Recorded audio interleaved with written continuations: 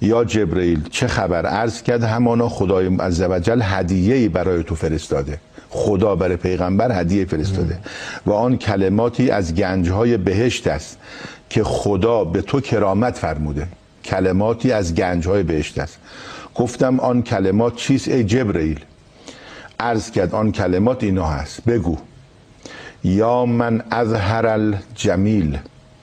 و همه عزیزان بخونن همراه ما، حداقل الان بخونن و مشغول و ذمه اگه خودشون بچه هاشون ندن به اونها، حفظ نکنن، تکرار نکنن، میخوایم انشالله همتون اهل بهشت بشید انشالله. حالا عرض میکنم پایانش جبرئیل گفت اینو به متقین بیاموز، انشالله گفت به منافقین یاد نده که این دعا مستجاب میشه. اونا حتما خوابن سمت خدا. اینقدر مهمه. آره خیلی توفیقی بر ما و همه مخاطبین خوب. حالا میگم فضایلش بخش رو میخونیم.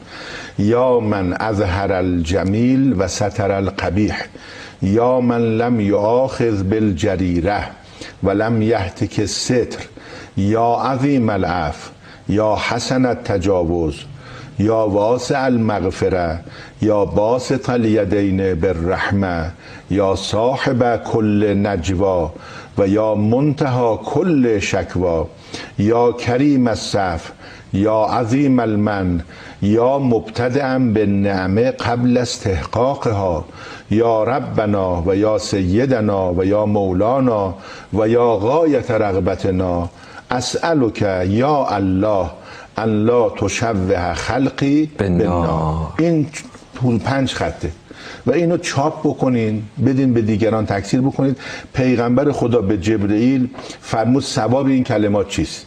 جبرئیل عرض کرد هیهات هیهات کسی بتواند آن را به شماره آورد. اگر تمام ملائکه 7 آسمان 7 طبقه زمین بخواهند ثواب آن را تا روز قیامت توصیف کنند، قادر نیستن حتی جزئی از یک جزء این کلمات رو توصیف نمایند. عجیبه. مبالغه نداره جبرئیل. هنگامی که بنده خدا بگوید یا من اظهر الجمیل و ستر القبیح، ای خدایی که زیبایی ها را آشکار، زشتی ها را میپوشانید، خدا او را میپوشاند.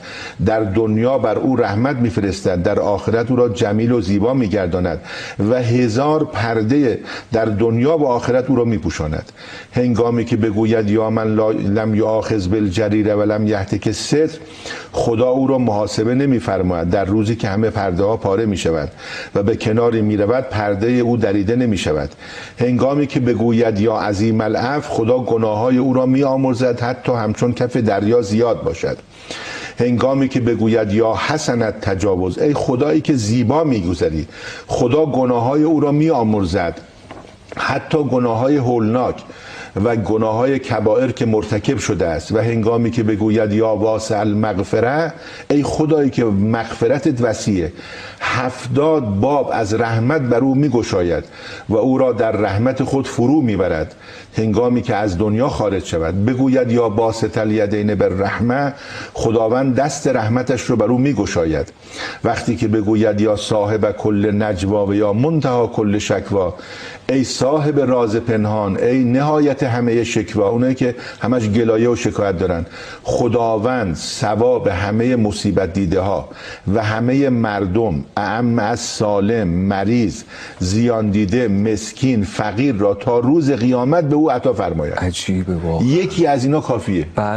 بله. بعد فرمود و هنگامی که بگوید یا کریم الصف، خداوند کرامت انبیا را به او عطا فرماید.